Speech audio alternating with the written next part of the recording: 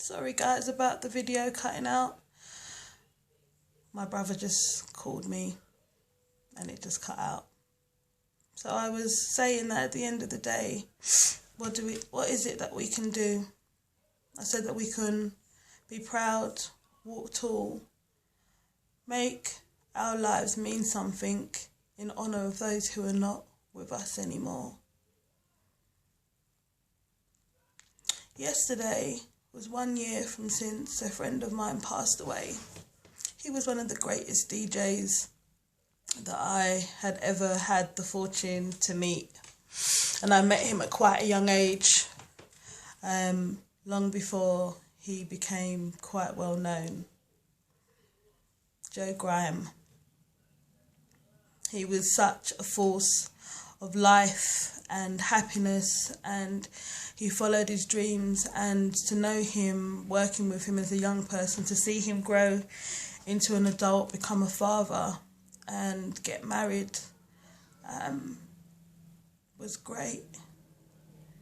And I remember going to his charity event last year, and I remember that in his speech he spoke about how important life is, how precious life is, and how much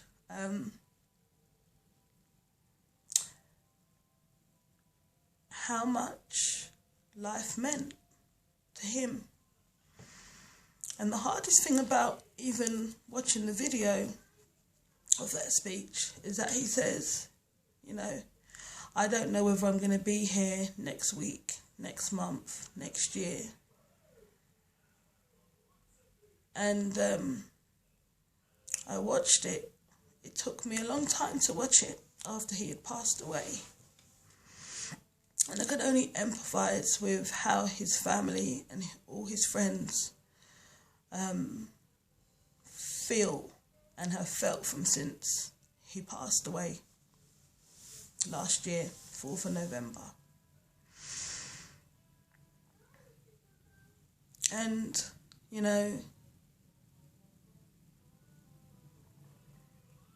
these are the knocks that those of us who are still here have to take, the hits that we take.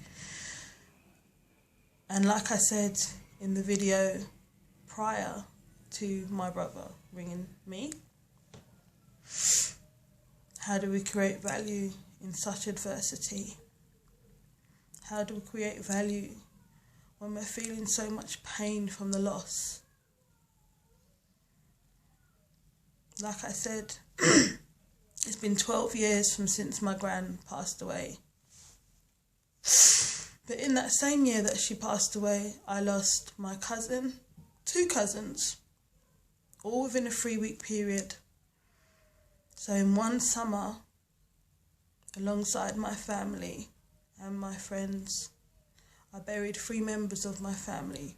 It's the most painful thing that I thought I would ever go through.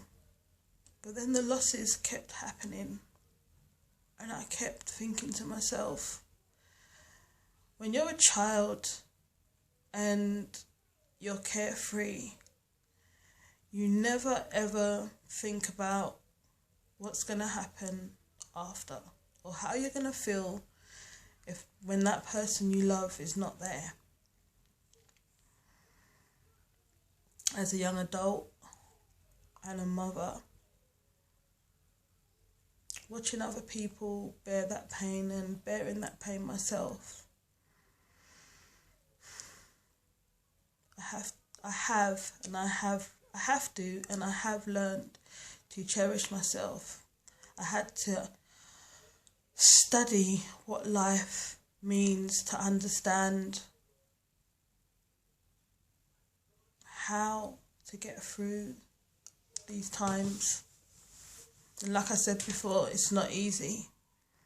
Like I said before, it's been 12 years and the pain is still as raw as it was 12 years ago. The only difference is that I'm creating more value in my life. I'm working on my emotions. I'm working on myself. I'm looking out and seeing how can I help somebody else? How can I really give my all, just like my grandmother did? But also, how do I take care of myself in such times of sadness? How do I look after myself? How do I support my own well-being? And the truth of the matter is, I do that by being around people, by striving to see the greatness and the highest potential in all of those around me. And especially, listen to what I'm saying now, especially to those people that I'm not very fond of. Because those people that I'm not very fond of, I learn something from them too. One thing I learn is to have gratitude for them in my life because they make me a better person. Second thing I learn is that I don't want to be like them, so I don't behave like them. I don't lower my standards to be like them. Third thing, and final thing, I don't pity them. I pray for their happiness, and I pray that one day they will be able to overcome the struggles that they have so that they can become truly happy. And that's not easy. It sounds easy, but it's not easy. But in order to be able to respect another person and have mutual respect, whether you like them or not, is to understand that respecting the dignity of every single life, no matter race, colour, religion, all the other isms that are out there, respecting the dignity of life is of utmost purpose, because really that is what gives you true freedom, when you can respect anybody and everybody. That gives you a true purpose, because then you can't be swayed by people's actions and how they behave, but you take full responsibility for yourself and how you feel. So, sorry that the first video got interrupted. Both of them are going to be uploaded, as you probably will work out. And I'm so glad that I was able to share how I'm feeling today. Feeling quite raw, feeling quite emotional, but also feeling quite proud. I did something that scared me today. I allowed my true feelings to show on the camera with my tears. And I hope that whoever watches this, if you're feeling the same way that I'm feeling, understand that the pain never goes away, but you can create something positive and magical out of that pain. Peace. See you tomorrow.